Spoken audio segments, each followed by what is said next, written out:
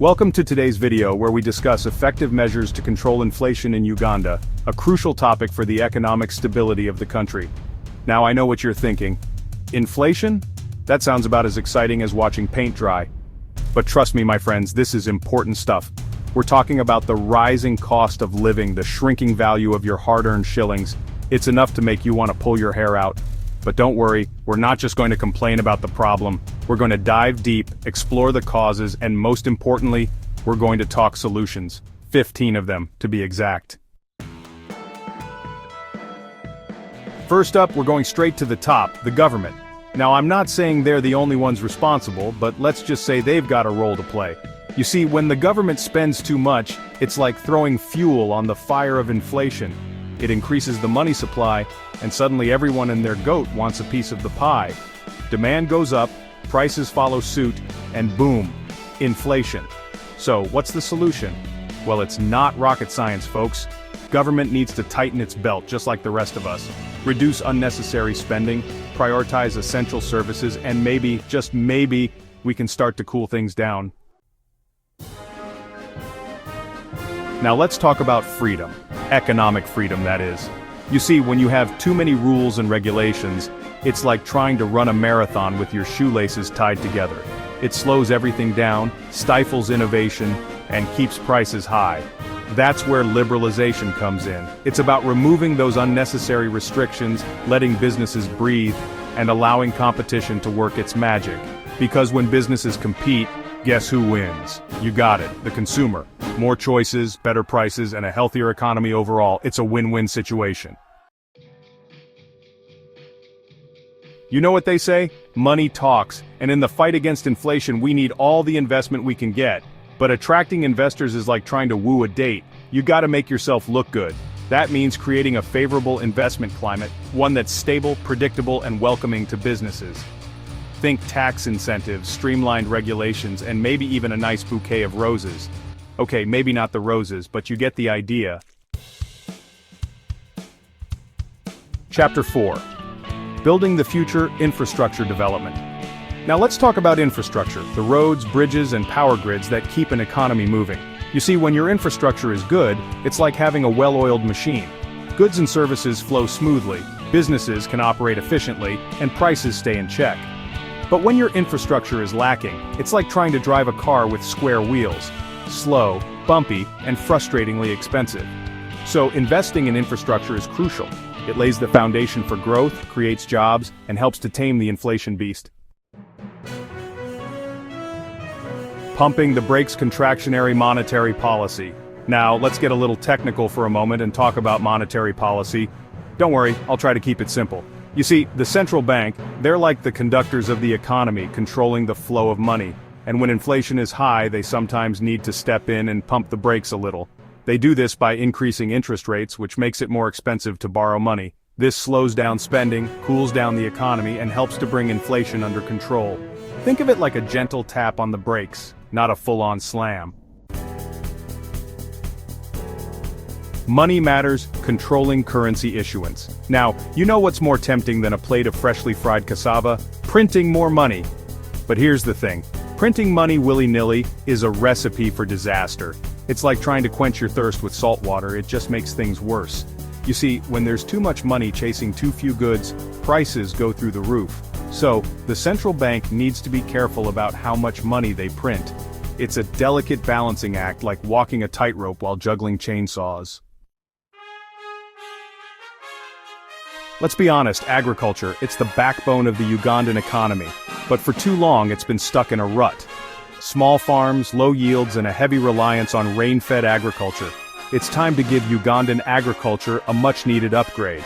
We're talking irrigation, modern farming techniques, and access to better seeds and fertilizers.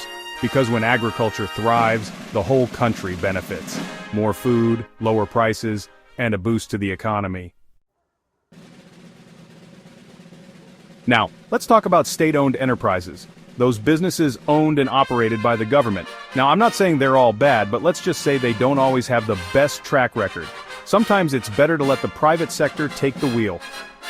Privatization can bring in much-needed investment, improve efficiency, and boost productivity. And when businesses are run more efficiently, guess what? That's right, lower prices for everyone. Now let's talk about something crucial: peace. Because when a country is at peace, it can focus on building a brighter future. Investors feel more confident, businesses can thrive, and the economy grows stronger. But when there's conflict and instability, it's like trying to build a house on a foundation of sand. It's time to prioritize peace, dialogue, and reconciliation. Because ultimately, a peaceful Uganda is a prosperous Uganda. Let's be real. Nobody likes paying taxes, but when it comes to essential goods like food and fuel, high taxes can really hit people where it hurts. It's like adding insult to injury. That's why reducing indirect taxes on these essential items can provide some much-needed relief. It puts more money back in people's pockets and helps to ease the burden of rising prices. Now, I know what you're thinking, exports? But don't we want to sell our goods to the world? Of course we do.